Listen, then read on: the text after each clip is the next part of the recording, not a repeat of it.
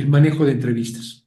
O sea, yo siempre he pensado que conseguir trabajo tiene tres grandes áreas en las cuales tenemos que trabajar. Una es identificar las oportunidades, que puede ser a través de las diferentes plataformas que existen. Déjeme nomás checar una cosa, perdón. Así se está grabando. Sí, conseguir las oportunidades que es trabajar con las plataformas, es trabajar con eh, las agencias de colocación, los headhunters, y también la parte de networking. Pues, obviamente eso es muy importante. La segunda parte tiene que ver con la preparación del currículum vitae, que es lo que vimos la semana pasada. Y en esta ocasión lo que quiero hacer es trabajar sobre el tema de cómo nos preparamos para las entrevistas. Pues es una parte clave en este proceso. Y las personas que me conocen saben que yo parto de una premisa base. Conseguir trabajo es un proceso de venta. Yo mismo lo experimenté, les doy una muy breve historia de mí, los que no me conocen. Eh, yo Estás básicamente divino. les pido que sus micrófonos los silencien, por favor. Vamos a tener una sección al final de preguntas y respuestas. Una de las cosas que me pasó a mí fue, yo trabajé 46 años en el mundo corporativo, una experiencia padrísima. Para los tiempos en los cuales yo hice ese viaje profesional, era raro que alguien cambiara de empresa tantas veces. O sea, yo cambié 10 veces de empresa. Pero, por un lado, creo que una de las grandes ventajas fue que me permitió conocer los dos lados de la historia.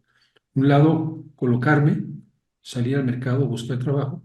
Y por otro lado, la parte que tenía que ver con los 10 años que pasé como director de recursos humanos de un grupo de empresas. Eso me permitió ver el otro lado de la moneda. Y les platico que cuando yo salí de la universidad, salí ya con trabajo, tenía la ventaja de que era bilingüe y en esos años no había muchos jóvenes que eran 100% bilingües porque yo soy inglés de nacionalidad. Y una de las cosas que me pasó es que antes de salir ya tenía un ofrecimiento de trabajo. En los siguientes 34 años de mi vida cambié de puesto varias veces, pero nunca tuve que salir a buscar trabajo en ese momento. Las oportunidades se fueron presentando. O sea, alguien me estaba cuidando allá arriba.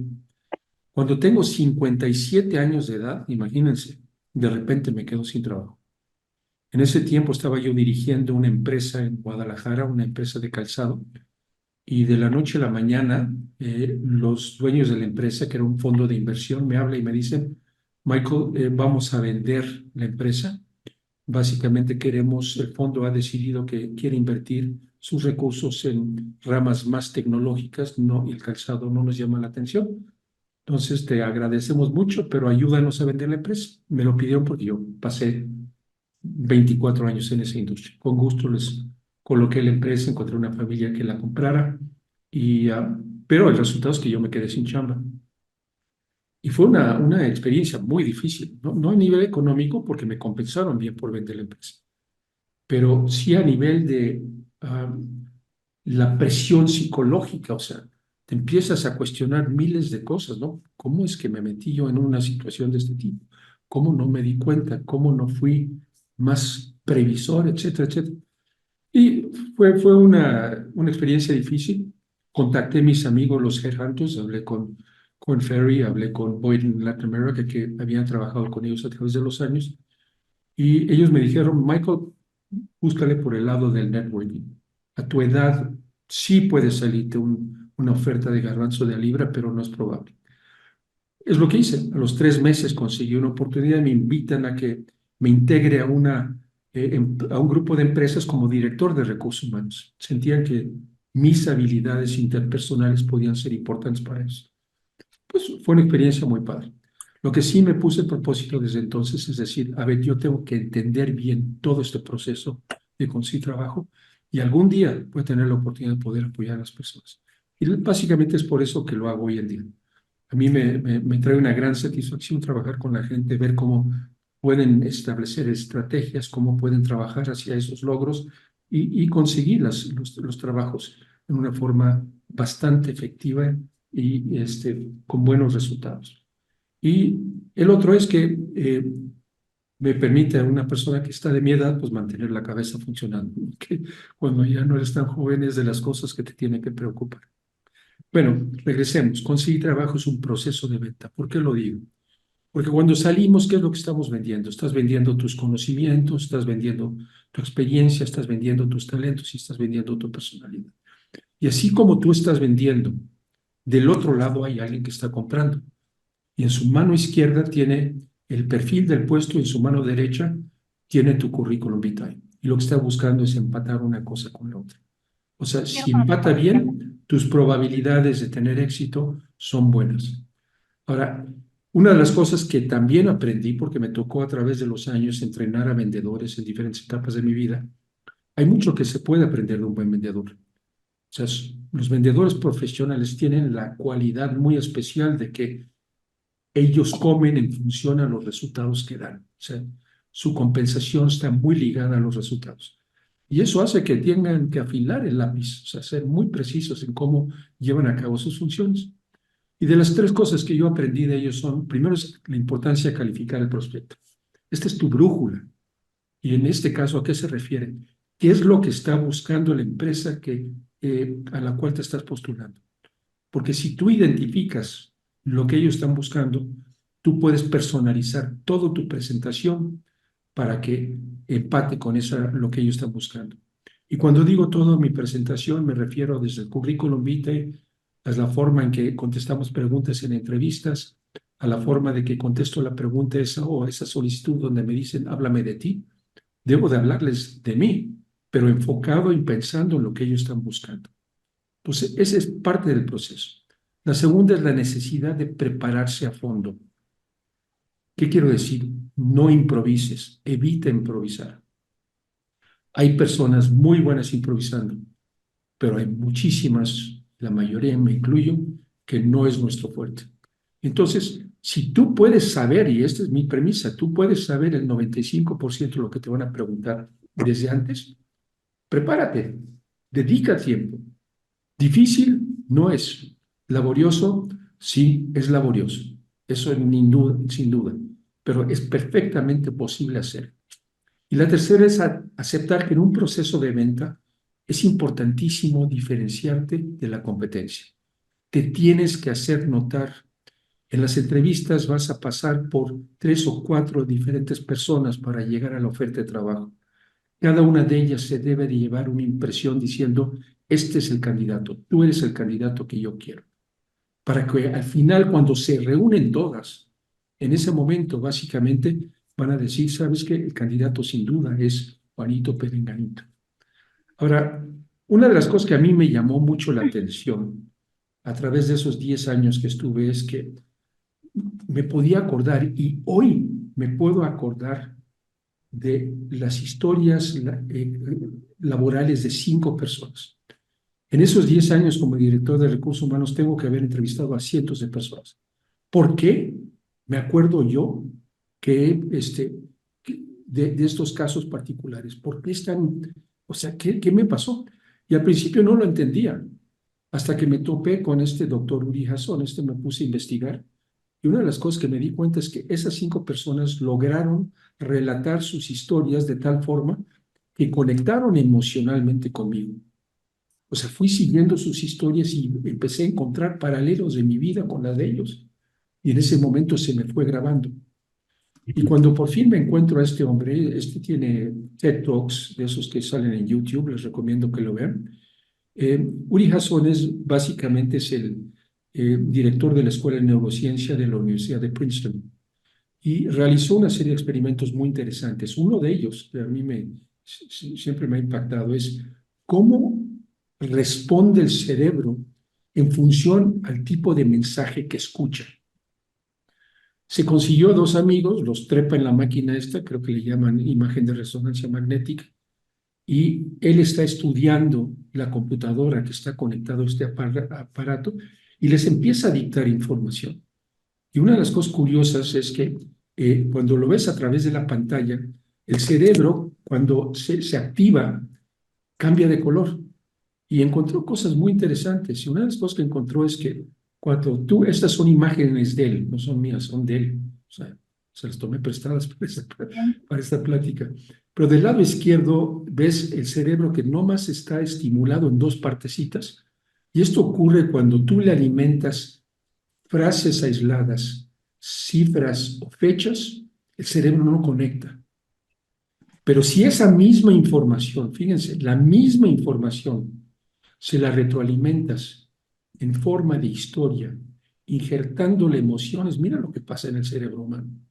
Se prende como si fuera un árbol de Navidad. Y esto, por fin cuando lo vi, dije, ya caray, ya entiendo. ¿Por qué me acuerdo de esos 5 entrevistas que tuve? Pues por este factor. Y ahí es donde me di cuenta que esto lo puedes aprovechar tanto en la forma en que puedes diseñar tu currículum vitae, como en la forma en que vas a contestar preguntas en las entrevistas. Entonces, para mí este es uno de los factores diferenciadores que hay que sacarle provecho. Créanme, funciona. Ahora, las conclusiones de Uri Hasson, ¿cuáles son? Una buena historia involucra emocionalmente a la audiencia. La sube al escenario. Esto lo saben cada uno de ustedes. Cuando ven una buena película, o sea, están en la sala de su casa, en el sofá, están viendo una película y al ratito ya se te olvidó que estabas en el sofá. Estás metido allá en los cocolazos, en el evento, en la película que estás desarrollando. Te jaló. La segunda es, las buenas historias quedan grabadas. Por eso a mí se me grabaron las historias de esas 5 personas que entrevisté hace 17 años. El tercero es el que sabemos todos los publicistas, ¿no? Al relatar historias podemos sembrar ideas, pensamientos y emociones en el cerebro del que escucha. El día de ayer publiqué en el post, y les recomiendo si tienen chance de verlo, un post sobre un anuncio de Navidad de una empresa de telefonía. Es impactante cómo en 1 minuto y medio, porque en el fondo los anuncios que son relatos, te escenifican una situación, cómo en 1 minuto y medio te puede llegar a impactar tanto las emociones un anuncio de este tipo. Los invito a verlo. No lo pongo aquí porque nos alargaría mucho la sesión, pero créanme, el impacto es muy, muy importante. Ahora,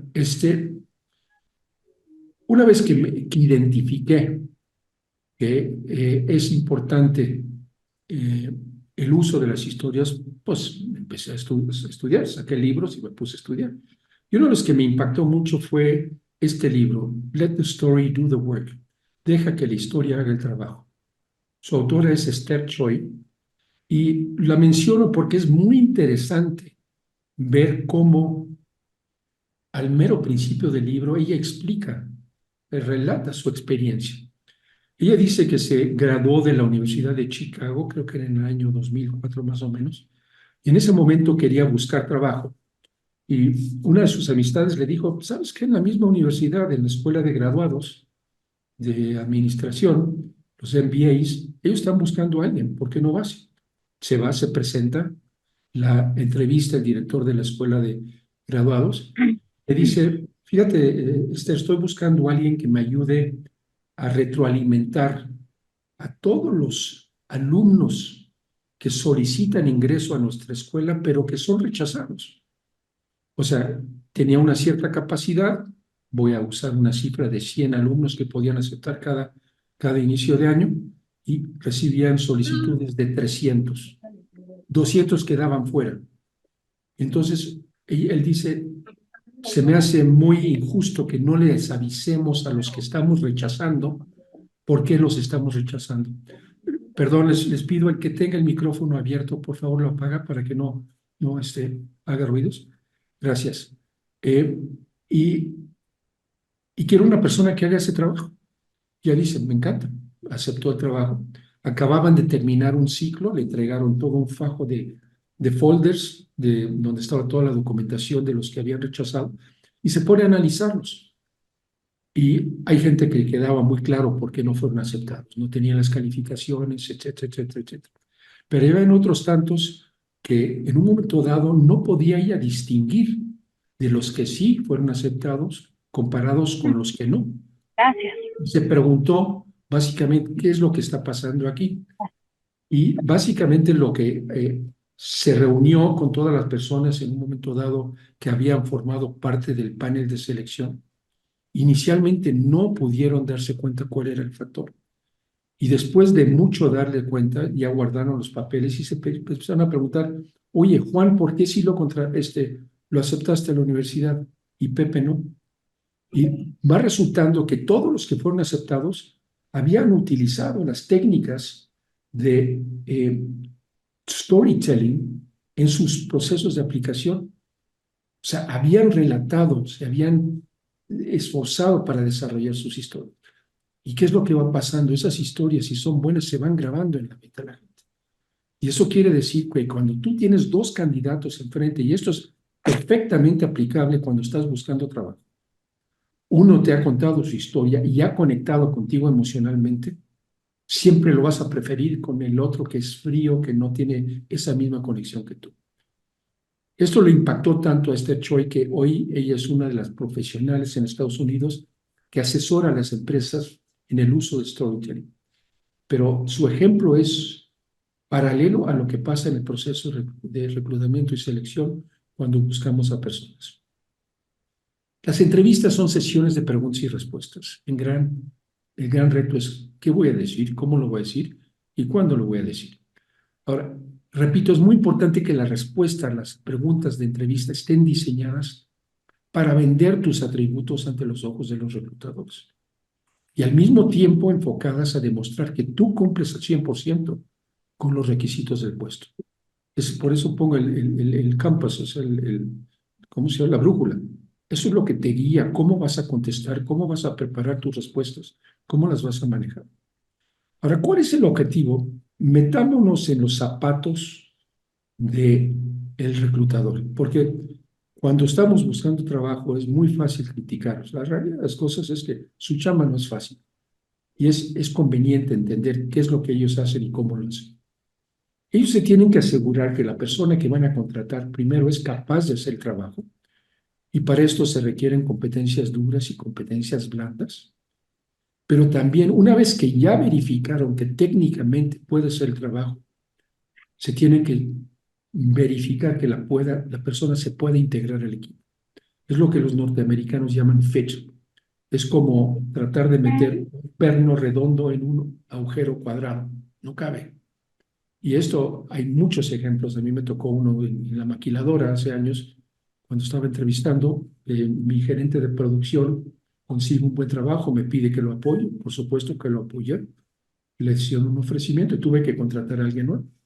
Y te pones a entrevistar y me tocó la experiencia de un chico eh, brillante, ¿no? Casi adivinaba las preguntas que le iba a hacer. Le preguntabas algo y tenía las respuestas, tenía una habilidad, pero tenía un defecto enorme. Él tenía que ser el que metía los goles. O sea, iba a ser muy difícil de poder integrarse al equipo. Y a pesar de poder ser muy valioso tener una mente de ese tipo en tu organización, si no puede trabajar con las otras personas de tu equipo, no te sirve. Entonces, este es el segundo elemento. Y les puedo asegurar que cuando ustedes ya sean finalistas en un proceso, cuando ya sean de los últimos tres de los cuales van a seleccionar, este segundo punto es el que va a determinar a quién van a seleccionar. En ese nivel de entrevistas, a ese grado de avance, ya no hay duda de que técnicamente los tres candidatos pueden hacer el trabajo. A este nivel ya es quién es el que se va a adaptar mejor y poder integrar mejor a la empresa. Hablemos muy rápidamente de competencias duras y blandas, porque esto es algo que desde hace 50 años, los años 70, empezó a tomar boga, o sea, agarró más y más importancia. ¿Qué son? ¿Por qué son importantes? Bueno, brevemente vamos a definir. Una competencia dura, ¿qué es? También son conocidas como competencias técnicas, ¿no? Son habilidades técnicas y específicas que se relacionan con el conocimiento y la experiencia en un campo particular. Estas competencias son generalmente medibles y se adquieren a través de la educación formal, cursos, certificaciones o experiencia laboral práctica. En un CV la competencia puede incluir, por ejemplo, programación, contabilidad, diseño gráfico. Esto es el sine qua non, no te pueden contratar, lo tienes que cumplir. Entonces, obviamente, si te estás postulando, fíjate lo que están buscando y asegúrate que cumplas. Las competencias blandas, en contraste, son habilidades interpersonales y de carácter que definen cómo interactúas y trabajas con otros. Son más difíciles de medir, pero son cruciales para el éxito en el entorno laboral. En un CV se pueden resaltar las siguientes competencias: comunicación efectiva, trabajo en equipo, resolución de problemas, adaptabilidad, liderazgo, cosas de ese tipo. Todas ellas muy importantes. Ahora, una de las cosas que es importante entender es que como vas creciendo en las organizaciones, el peso relativo, el balance va cambiando. Cuando comienzas hacia abajo, comienzas como auxiliar administrativo o como yo comencé como analista de sistemas y procedimientos, mi primera chamba, la parte técnica tiene más fuerza que la parte blanda, la parte humana, porque ahí tu relación con otros no es tan importante. Pero cuando ya vas creciendo en la organización y ocupas posición de director general, la competencia blanda toma más importancia inclusive que la dura. Es muy común en las empresas que un director general tenga un grupo de directores que le reportan directamente a él, pero que en un momento dado conocen del aspecto técnico mucho mejor que el mismo director general. Pero el gran don, la gran habilidad al director general y por lo que le pagan es porque él tiene la capacidad de poder trabajar con esas personas, las puede coordinar y les puede inspirar, les puede enseñar hacia dónde tienen que ir. Entonces, esto es importante y lo menciono ¿por qué? Porque encuentro muchas de las personas que en un momento dado en sus currículums no le dan la importancia a las competencias blandas. Las competencias duras te abren la puerta para que te contraten. Las competencias blandas hablan de tu potencial de crecimiento dentro de las organizaciones. Ahora, otro punto que es muy importante entender es que el proceso de selección parte de la premisa de la desconfianza. Van a decir acá, ¿qué está diciendo Michael? Sí, la realidad es esta. El reclutador piensa que es posible que le hayas mentido en tu CV y su función es detectar en qué le has mentido. ¿Y por qué lo menciono? Porque esto, cuando lo entendemos, nos explica por qué a veces algunos de ellos son medios agresivos en los procesos de entrevista. Ahora, existen varias encuestas en Estados Unidos sobre la frecuencia del uso de las mentiras. Algunos de los datos que se me hacen interesantes, es decir, el 55% de las personas encuestadas han aceptado haber mentido por lo menos una vez en sus CVs. 55%. 27% de los candidatos sin título profesional dicen haber mentido, 18% de licenciatura, 11% de maestría. O sea, si el entrevistador sabe que hay una alta probabilidad que le mientas, pues entiende que va a escarbar, se va a meter a fondo, va a querer conocer de a fondo para ver si lo que le estás contando es cierto o no es cierto. Ahora, no todos los entrevistadores que se ven buenos son buenos, ni tampoco los que se ven malos son malos. O sea, esto hay que entenderlo, ¿no? Cuando te toca un entrevistador agresivo, no lo debes de interpretar que él o ella piensa que eres un mal candidato. El trabajo de entrevistador a varios candidatos, o sea, una de sus chambas es entrevistar a mucha gente en el día. Imagínate al final del día, después de haber entrevistado a 10 gentes. O sea, su ánimo quizás no es el mejor. Ahora, en el punto número, el que acabo de mencionar arriba, quiero poner un ejemplo. Cuando arrancamos la maquiladora en Monterrey, agarramos a varias personas de la organización y las mandamos a Estados Unidos a que las entrenaran. Y una de ellas, Lupita, era una ingeniera industrial muy, muy capaz, había sacado muy buena carrera, pero la necesitamos capacitar en la metodología que usaba la empresa. Y la mando a Estados Unidos y a la semana que le hablo, digo, ¿cómo vas? Platícame cómo te estás adaptando, etcétera.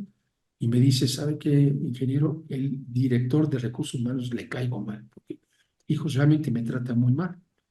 Me sorprendió mucho, ¿no? Entonces agarro el teléfono, se llamaba Lee Harland, el norteamericano, y le pregunto, oye, Lee, me están contando esto, Lupita, ¿qué pasa? Dice, no, lo que no entiende ella es que esta es una chamba difícil.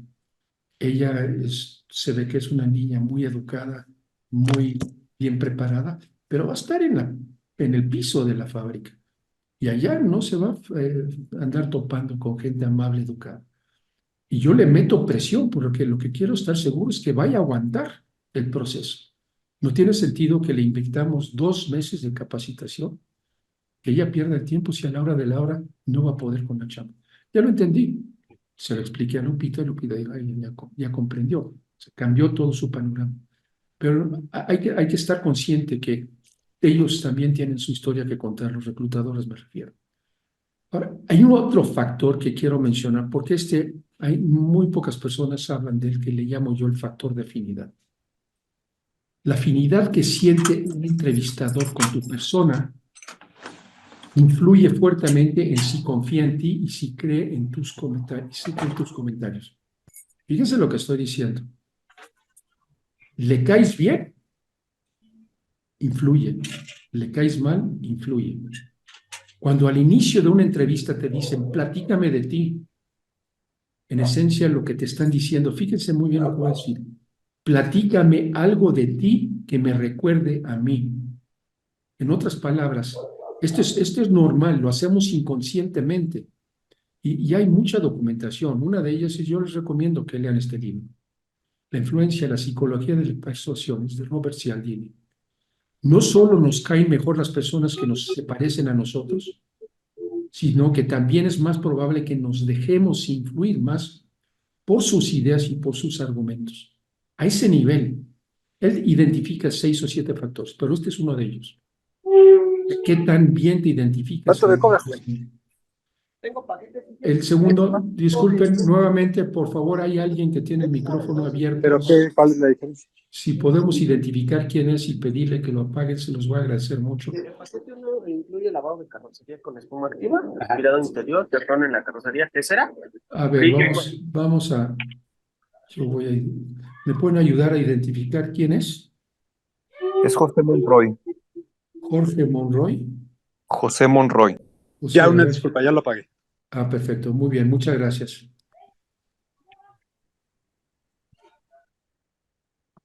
La siguiente referencia que creo que es interesante que vean es una señora que se llama Lauren Rivera. Ella es profesora asociada de la Escuela de Negocios de Kellogg y ella hizo un estudio muy a fondo del proceso de reclutamiento y selección en los despachos jurídicos y acabó escribiendo un libro y llega a la misma conclusión, fíjense. O sea, la forma que tú le caes a una persona influye en cómo te cree o no te cree. Esto ¿por qué lo menciono? Porque lo que te ayuda en tus relaciones interpersonales son las competencias blandas. Dedícale tiempo. Y obviamente cuando hagas los ejercicios que te voy a sugerir que hagas, porque yo les voy a platicar, si ustedes se quieren preparar, yo les voy a platicar cómo lo hago yo, cómo preparo a las personas. Y se van a dar cuenta, es muy importante, estos elementos influyen en cómo das el resultado. Ahora, los diferentes tipos de entrevistas, todos los conocemos, no le voy a dedicar mucho tiempo. O sea, puedes participar en varios de ellos. Lo que sí es muy importante es ver la radiografía de una entrevista, porque esto te da la idea de en qué cosas me tengo que preparar. Y yo básicamente lo divido en estas secciones. Primero, esa primera frase al inicio que te dicen, platícame de ti. Otra vez tenemos a alguien allá. Cuando te dicen platícame de ti, ¿qué es lo que realmente quieren saber de ti? Si pudieran decirte de la otra forma, te dirían, dime por qué te debo de contratar a ti, por qué tú eres el bueno. Y si estás compitiendo con otros 5 en las rondas de entrevistas, ¿por qué tú eres mejor que los otros 5? Después hay otra sección que tiene que ver con preguntas generales y preguntas retadoras. Y las preguntas retadoras ya entendemos por qué no las hacen, porque si existe el riesgo de que yo pudiera estar mintiendo, pues van a aventarme algunos toritos para ver cómo los manejo en la entrevista. Preguntas generales que incluyen normalmente. Número 1 es, platícame por qué te interesa mi empresa. Ah, caray, más vale que haya dedicado tiempo a identificar cuáles son las particularidades de tu empresa, dónde opera, en qué países opera, qué niveles de venta tiene, quiénes son los jugadores principales, cuáles son sus productos, cuál es su competencia, etcétera, etcétera, etcétera. Si haces esa investigación, vas a poder contestar con mucho conocimiento de causa. Otras preguntas generales. ¿Por qué te interesa este puesto?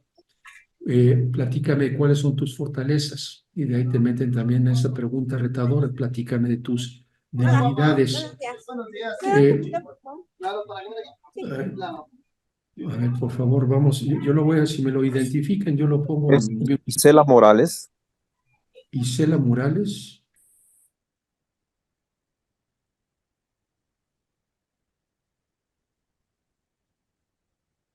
Ya está apagado. Ok. Bueno, parece que ya quedaron silenciados. Disculpen las interrupciones. Eh, Otras preguntas generales, ¿cuáles pueden ser? ¿Cuáles han sido tus retos más importantes? ¿Cuáles han sido tus logros más importantes? Preguntas retadoras típicas.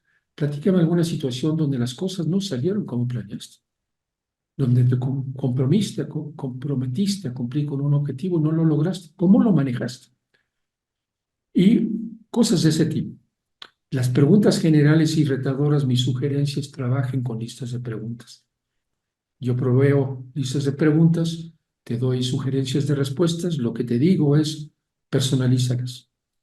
Ahora, preguntas sobre competencias. Ya hemos hablado un poco de las competencias y como he dicho, desde los últimos 50 años las entrevistas basadas en competencias tienen mucha relevancia, porque es una forma en la cual le dan la vuelta al tema de referencias. Las referencias siempre pueden estar amañadas. Oye, Pepito, te van a hablar, por favor, di esto y esto y esto. Las empresas ya se dieron cuenta de eso, entonces se quitan de broncas y más bien te hacen preguntas en las cuales pueden verificar lo que realmente sabes hacer. Y las preguntas típicas sobre competencias, que pueden ser tanto duras como blandas, típicamente son del siguiente tipo. Platícame de alguna experiencia en que hayas tenido en la cual demostraste tus habilidades de liderazgo, etc. Eso es importante porque si te preguntaran, oye, eres buen líder, tú podrías decir, no tienes idea, soy buenísimo, pero no se lleva a ninguna cosa concreta. Sin embargo, si dicen, a ver, métete en tu cabeza, identifica una experiencia y platícame la experiencia, son, son preguntas que son muy difíciles de improvisar si no te has preparado. Y obviamente aquí una de las preguntas que quizás le estén saltando a la mente es, oye, bueno, ¿y sobre qué competencias me voy a preparar? Ahorita vamos a hablar de eso, se van a dar cuenta cómo hay que darle la vuelta a ese asunto. Y por último, las preguntas que tú le puedes hacer a la empresa. Este es un gran diferenciador. Me ha tocado manejarlo varias veces, les voy a platicar un ejemplo. De joven, una de las empresas en las cuales trabajé yo como director general, de hecho fue una empresa en la cual invertimos mi hermano y yo, fue de cosméticos, de multinivel, la empresa Yambal. Fui el primer director general de esa empresa y la acabamos vendiendo, por eso yo me separé de esa empresa, una empresa muy importante, o sea, es muy exitosa en su ramo y que me enseñó mucho. Pero ya después de eso andaba inquieto y veo que se publicita en un periódico un puesto para una empresa de regalos norteamericana que quería poner un negocio en México. Y me postulo. Y básicamente, después de presentar mi información, me invitan a una entrevista, comemos, damos una comida, comemos, y siempre yo me he puesto la meta de haz preguntas que van a conectar con el que te está entrevistando. Y al final de la entrevista, de la comida, dice Michael, yo ya tengo toda la información que necesito de tu parte. ¿Tú tienes algo que quieres preguntarme a mí? Le digo, sí, fíjate, Jeff, porque así se llamaba el norteamericano con el cual yo iba a tener que trabajar. Y me dice, Jeff, le digo a Jeff, este es un nuevo mercado para ustedes. ¿Cómo definen los parámetros que van a usar para medir la efectividad, los KPIs? O sea, ¿cuántos artículos venden? Este era un sistema de venta de regalos a través del party plan, o sea, reuniones en casa donde tienes una anfitriona que invita amigas, se les hace una presentación y la anfitriona recibe un premio y la empresa recibe pedidos. Le dije, ¿cómo vas a determinar cuál es el promedio que vas a usar para tus proyecciones financieras para ver cuántos productos van a vender por reunión, cuántos productos van a vender por cliente, cuál es el precio unitario? Y me dice, bueno, obviamente tenemos referencias de Estados Unidos y otros países donde trabajamos, me contesta él. Pero aquí en México lo que hemos hecho varias reuniones de prueba y vamos midiendo cómo va la respuesta. Inclusive me dice, esta semana tengo 2 reuniones y se me prende un poquito. Le digo, ¿sabes qué? ¿Sería posible, Jeff, que te acompañara a esas reuniones? Te prometo que me quedo callado, me siento atrás y observo. Lo pensó 2 minutos y dijo, no, encantado, me gusta. Efectivamente, fuimos a las reuniones, me quedé sentado atrás, observando, tomando notas. Y terminando la reunión, nos reunimos nuevamente a tomar un café. Nos pasamos 1 hora y media en esa reunión de un café. Y yo le pude demostrar todo lo que yo conocía del negocio. Imagínense el grado de información, de conectividad que se logra en una reunión de ese tipo. O sea, tú ya le diste la vuelta al sartén, ya lo tienes por el mango. Demuestra lo que puedes hacer. Ve mucho más allá de lo que esperan de ti. Y no falla, a las 2 semanas te llega la oferta de trabajo. En este caso, no la acepté porque ya me había comprometido con otra empresa. Pero la técnica es muy importante. Las preguntas que tú le haces a la empresa son determinantes a la hora de conectar. Bien, ahora el punto importante de todo esto es que de todo esto tú puedes conocer el 95% y te puedes preparar. ¿Difícil? No. ¿Laborioso? Sí, sin duda que es laborioso. Para los candidatos que se quieren contratar necesitan prepararse en los siguientes puntos. Necesitas desarrollar ese discurso de presentación. No lo improvises, no platiques que tienes mascotas, al menos que te des cuenta que para la entrevistadora también ella maneja mascotas. ¿Ves una foto? Ah, caray, es un tema que le gusta, así le voy a platicar. Pero si no fuera así, lo tengo que mantener ciertamente profesional. Vamos a hablar un poquito de eso. Generalmente lo que yo siempre sugiero es conecta primero personalmente y después profesionalmente. Pero en el fondo, tu discurso de presentaciones te debes de presentar como el experto que ellos necesitan contratar. Tienes que trabajar en tus preguntas generales, tienes que trabajar en tus preguntas capciosas, trabaja en las listas, personaliza las respuestas. Tienes que aprender a responder preguntas sobre competencias y esta es la parte que se vuelve un poquito más complicado, un poco más laborioso, pero ahorita lo vamos a ver. Trabaja en las preguntas que tú le vas a hacer al representante, pero siempre también tiene pequeños relatos de tus experiencias en puestos anteriores. Porque es muy común que te puedan decir, oye, estoy viendo aquí en tu currículum que trabajaste en Philip Morris. ¿Cómo te fue? En vez de improvisar la respuesta en ese momento, caray, si ya le dediqué un poco de tiempo, ya armé mi estructura del relato y se lo puedo platicar, lo voy a pantallar, créanme. Tu discurso de presentación, sugerencias, siempre trata de conectar a nivel personal antes de conectar a nivel profesional. Y aquí lo que se sugiere es prepara un discurso en 3 actos. El gancho es la parte que capta la atención y capta su interés para que te escuche. Después, en el cuerpo del mensaje, ve dando todos tus argumentos que van soportando el hecho de que tú eres el candidato mejor. Y por último, en llamado a la acción. Llamado a la acción básicamente es, yo quisiera tener la oportunidad de poder cooperar con ustedes. Para contestar preguntas generales, como he dicho, es trabajar con listas y hay que personalizar las respuestas. Esa es la parte que para mí es muy importante. Ahora, hablemos de cómo contestamos preguntas sobre competencias. Esto es un poquito más complejo. Porque primero necesito identificar cuáles son las competencias que requiere el puesto. Porque cuando ellos saben lo que están buscando, sobre eso me van a preguntar. ¿Y cómo identifico esto? Hay 2 formas. Uno es revisa las vacantes a las cuales te estás postulando y date cuenta qué es lo que están buscando, tomando nota. Y la otra es métete al internet, utiliza el chat GPT, yo lo uso todos los días, es una maravilla esa cosa. Pregúntale cuáles son las competencias laborales que se requieren para este tipo de puesto en este tipo de industria. En menos de 30 segundos tienes la lista. Identifica cuáles son, sepáralas, ponlos en una lista. Entonces, ya sabes sobre lo que tienes que hablar. Ahora, como la naturaleza de las preguntas es relátame una experiencia, te tengo que poner a buscar las experiencias que tengo en mi pasado que puedo demostrar. Y esto lo hago a través de un proceso de introspección. ¿Qué es un proceso de introspección? La forma más fácil que lo manejamos nosotros en el taller es que divides tu historia en diferentes etapas de tu vida.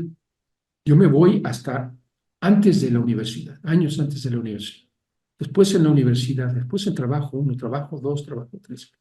Años previos a la universidad, ¿por qué? Tengo un caso de un chico que cuando tenía, creo que 15 años, trabajó en el equipo representando a México en competencias internacionales. Inclusive era el capitán. Imagínate las experiencias de liderazgo que no tiene esa persona. Entonces, él lo fue anotando. En la universidad también puedes haber tenido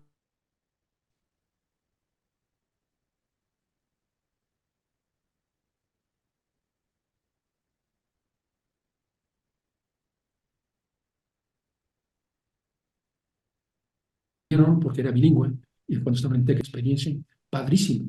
Y después, ¿qué pasa en el trabajo 1, el trabajo 2 y el trabajo 3? ¿Cuáles son las experiencias que has tenido? Y las vas listando, vas creando una lista de todas tus experiencias. Y vas a acabar con algo así. Por un lado vas a tener las competencias y por otro lado vas a tener tus experiencias. Y lo que siempre sugiero es identifica más experiencias que las competencias que tienes, porque esto te va a dar más posibilidad, te va a dar más material para poder prepararte y poder seleccionar. Cuando yo comencé con este modelo, este programa, hace 4 o 5 años, yo lo que siempre sugería, y los que han visto mis videos en YouTube, saben que yo decía, si tienes que defender 6 competencias, identifica 6 experiencias. La realidad es que hoy día no es cierto, no es necesario. Hay experiencias que son tan valiosas que te pueden servir para demostrar 1, 2 o 3 competencias. A ese nivel.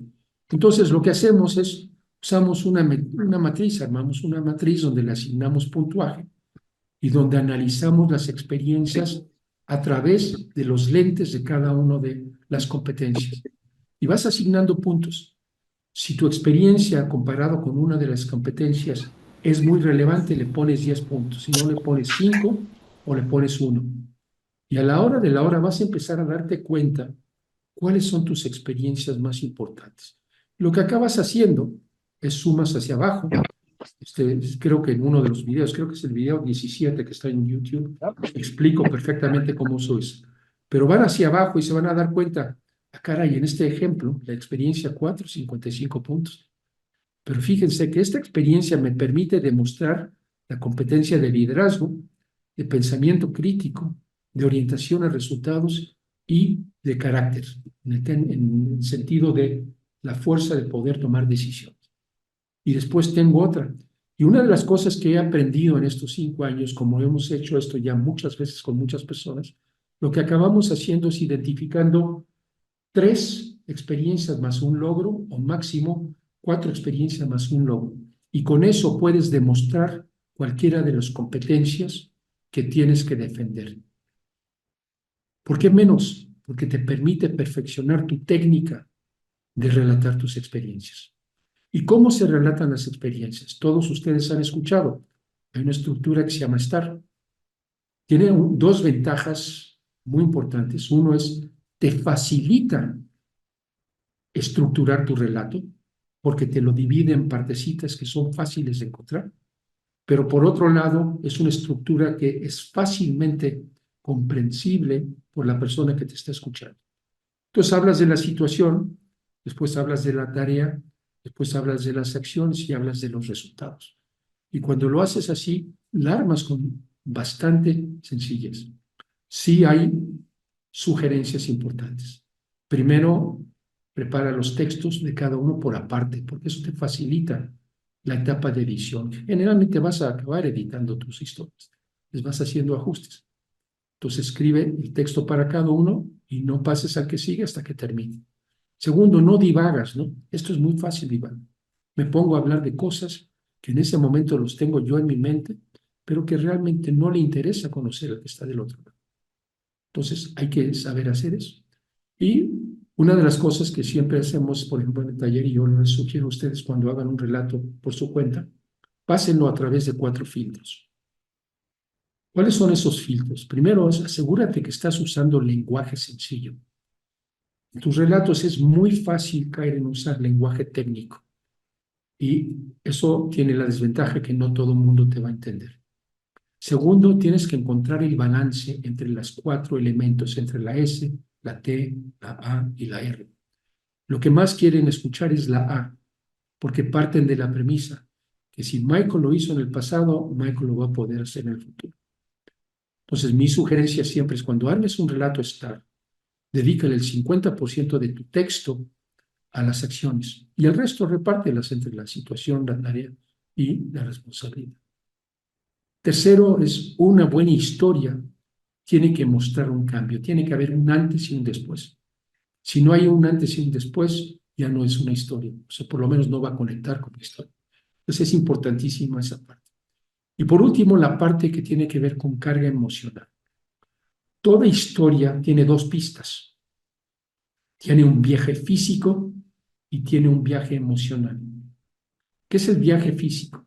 Es quién estábamos, cuál era el problema, a dónde fuimos, cómo lo resolvimos, qué platicamos, qué acordamos. El viaje emocional es cómo nos fuimos sintiendo en cada una de esas etapas del viaje físico. Y esto es importante porque la parte emocional, la carga emocional que traiga una historia, es lo que hace que esa historia se vuelva inolvidable. Esos 5 relatos que tengo yo de gente que entrevisté tenían una carga emocional importante que conectó conmigo. Dentro de las técnicas de storytelling se llaman puntos de conexión. Si la persona relata que tuvo miedo ante una situación y yo he vivido experiencias de miedo en mi vida, voy a conectar con esa persona. Si una persona relata que se sintió vulnerable, se sintió inseguro en una situación, yo conecto con esa persona porque como ser humano también he sentido vulnerabilidad en mi vida. Esos son los puntos de conexión. Ahora, ¿cómo lo hacemos? ¿Cómo lo hago yo en mis casos? Te digo, a ver, define cuántos minutos quieres hablar.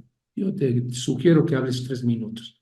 Tú hablas a 140 palabras por minuto, quiere decir que tienes que tener un texto de 400 a 450 palabras. Escribe el texto y me lo mandas. Y yo lo que hago es, lo paso por los filtros y te digo, sabes que te sobra un poquito aquí, porque esto creo que no es tan importante para el entrevistador, pero aquí lo debes de reforzar. Y le das forma. En ese momento que le das forma, en ese momento ya tienes un texto. Y ahora pasas por las 3 etapas, que es el proceso de preparación. Uno de los pasos del proceso de preparación, ¿cuál es? Lo tienes que memorizar. Uno de mis alumnos esta semana me dio una metáfora que se me hizo padrísima. Entonces se me había ocurrido. Él me decía, lo que me estás diciendo, Michael, es que es como aprender una canción. O sea, una canción te encanta y quizás como a mí me encanta cantar en la regadera, nadie más me escucha, ¿no? Pero ahí sí puedo abrir los pulmones. Pero si no sabes las palabras, pues es un chasco, ¿no?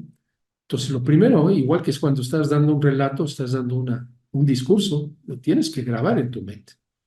Porque una vez que ya lo tienes grabado, estás dando tu relato, ya te puedes enfocar en tu lenguaje corporal y tu variedad vocal. Y esto hay muchos estudios, o sea, hay un estudio muy interesante que publicó un señor que se llama Albert Mehrabian, que él dice que las partes, hay 3 canales cuando te comunicas con alguien.